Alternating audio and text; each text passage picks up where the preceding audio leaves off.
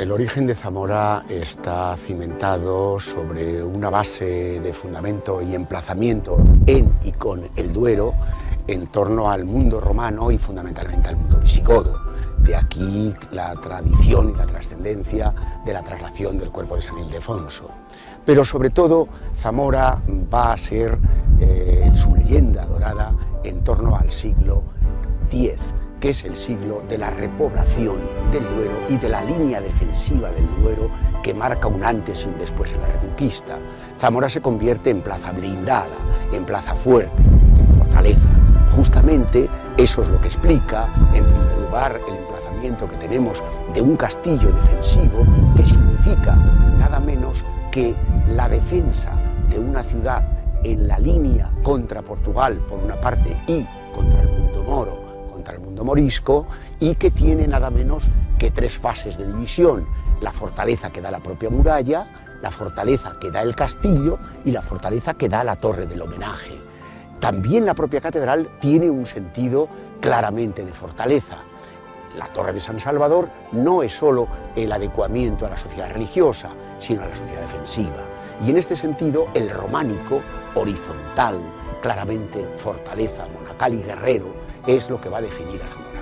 Pero también yo quisiera indicar que muchas veces, cuando hablamos del románico, no hay que olvidar que Zamora es sin duda la ciudad que en España tiene más monumentos románicos de base, iniciados entre el siglo XI, principios y finales del siglo XII. Zamora, repito, luego se reconstruye y se constituye a lo largo del gótico, sobre todo del primitivo gótico, y tiene una etapa que es el siglo XII-XIII, donde es una de las ciudades clave, ciudad-palacio, ciudad-residencia de reyes, ciudad, sin duda ninguna, atractiva de burguesías, de francos, todavía nos lo recuerda la calle Mayor. Y después, en la etapa de los reyes católicos, en el siglo XV, y sencillamente como definición de la unión hacia Portugal, Zamora mantiene un emporio y una riqueza que nos permite el establecimiento de una industria artesanal lanera y una serie de palacios que la nobleza zamorana y la burguesía creciente y rica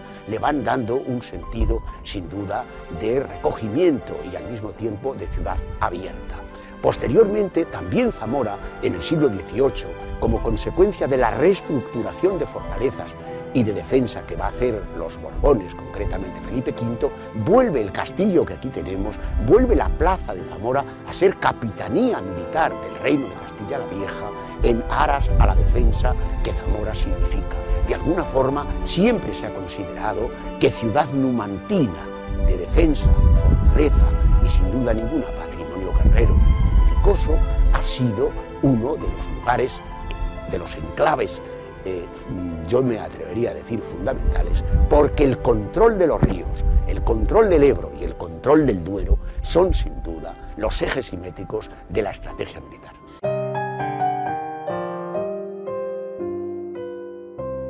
Claro, Zamora, hombre, hay mucho también de leyenda, porque cuando en Zamora se levanta el mito legendario del cerco, la copia es Troya.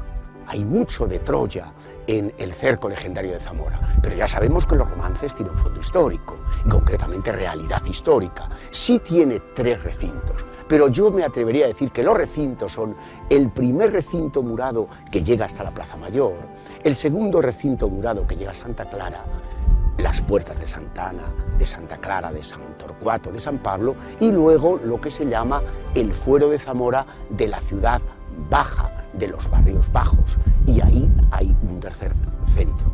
Pero si queremos, Zamora tiene como tres posicionamientos, como tres establecimientos. Uno primero, la propia ciudad, que impactaba al adversario, sobre todo hasta que no se descubren las técnicas modernas en el siglo XIX. Es una ciudad de impacto. Pero además, la primera fortaleza de Zamora venía auspiciada por una leyenda que la hacía partícipe de Numancia, de Troya y de ciudad sitiada. Y en tercer lugar, el propio castillo. El castillo tiene un foso que podemos observar con un río que sin duda la defendía, y por otra parte, no hay que olvidar que dentro del propio castillo estaba la torre del homenaje. Pero además ese complemento defensivo de Zamora tenía un atributo clave, que era el puente sobre el Duero. el puente sobre el Duero no es un lugar, Puente Viejo, con sus 5 primeras torres, luego en el 18 convertidas a 2 solamente, el puente era también un lugar defensivo, básico, estratégico en la ciudad. Estaba almenado, tenía torres, fortaleza, y estaba también situado para que el paso del río fuera realmente dificultoso, en un lugar que, como sabemos, es sin duda el más generoso que los ríos españoles pueden demostrarnos en su paso por el Duero, en el Puente de Piedra. El Duero, en el Puente de Piedra, parece que quiere desembocar a la mar. Realmente se hace un río extensivo, es un río grandioso, y ahí la necesidad de ese puente defensivo, que repito, había un alcaide que defendía el puente y que tenía toda una mesnada de guerreros defensivos, y el paso del puente realmente era dificultosísimo.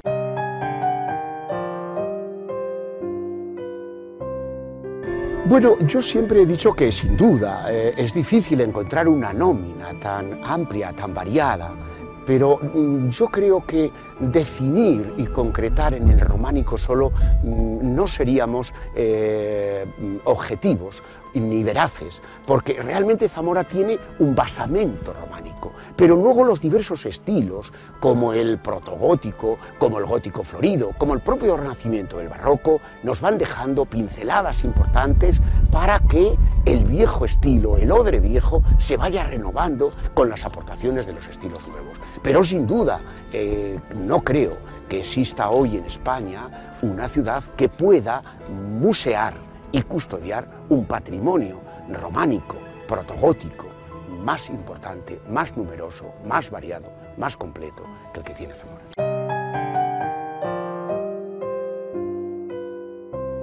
Es un episodio internacional.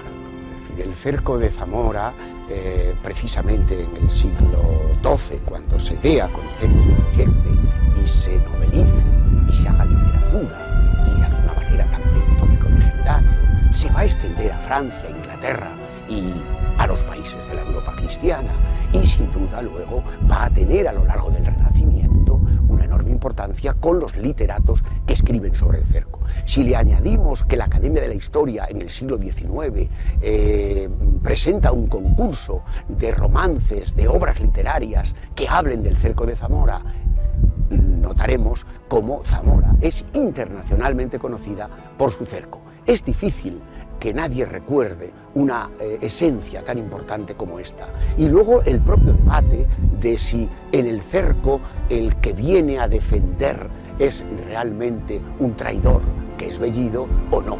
La literatura castellana lo llamará traidor. Sin embargo, la literatura de entonces, es decir, las crónicas históricas de entonces, lo consideran sencillamente un miembro de lo que yo he llamado el sindicato de agraviados contra el propio rey Sancho II, que se había convertido en tirano. Y el padre Mariana y San Isidoro habían demostrado que al tirano, es decir, aquel que no cumple la voluntad de su padre o la voluntad divina, que era el reparto que su padre había hecho, es reo de muerte. Y por tanto, su muerte está justificada por la propia Biblia y por los propios libros sagrados. Y lo que los castellanos llaman traidor, nosotros tendríamos que considerarlo libertador.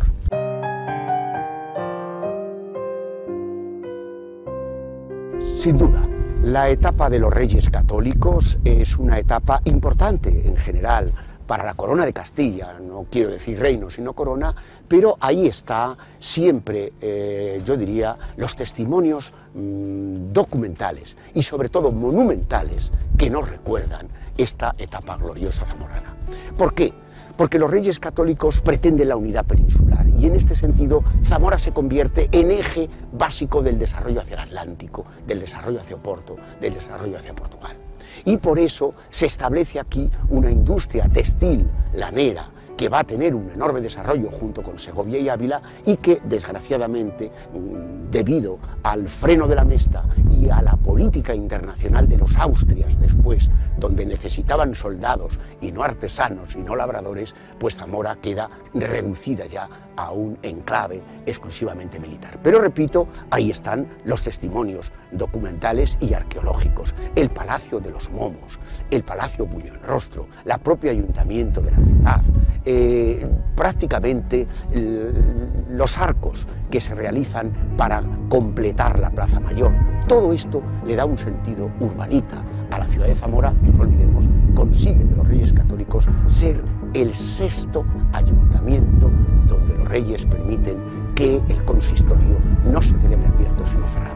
Y no hay que olvidar que es la época en que se establecen estudios universitarios en Zamora y al mismo tiempo la imprenta.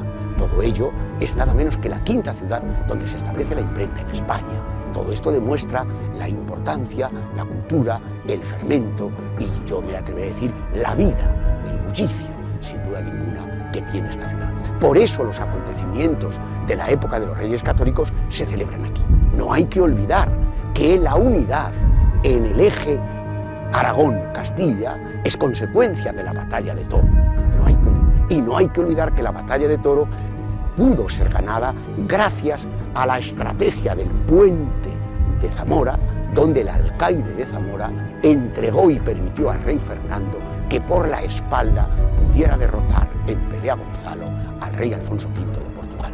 Esto es un dato fundamental, los reyes no lo van a olvidar nunca y ahí está en el emblema, en la enseña de Zamora, la banda verde que recuerda la lealtad con que Zamora trató a los Reyes Católicos.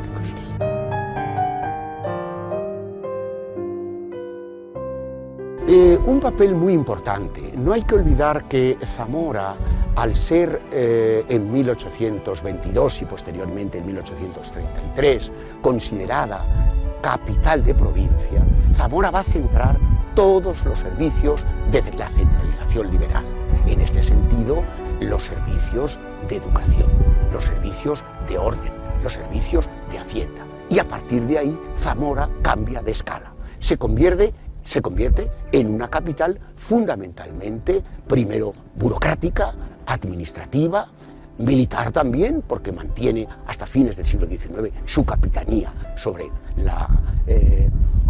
el reino de Castilla la Vieja y además, y al mismo tiempo, todos los servicios que Zamora iba a tener en el campo educacional, en el campo sanitario, que sin duda la convierten en una ciudad urbana que le va a dar luego una escala nueva, una escala distinta, con el modernismo del arte, de la burguesía, de esa burguesía harinera que está fomentando en la tierra del pan, en la tierra de Campos, en la tierra del vino, un enriquecimiento agropecuario que sin duda se traduce en la ciudad. La ciudad cambia de escala, la ciudad cambia de signo, la ciudad cambia de imagen, la ciudad cambia de textura y la ciudad sencillamente se convierte en una ciudad capitalina, en una ciudad provinciana, cuyos servicios, desgraciadamente, yo creo que han ido decayendo como consecuencia del establecimiento del régimen autonómico, donde la capital ha perdido los viejos servicios anteriores. Pero repito, eso, unido a la militarización.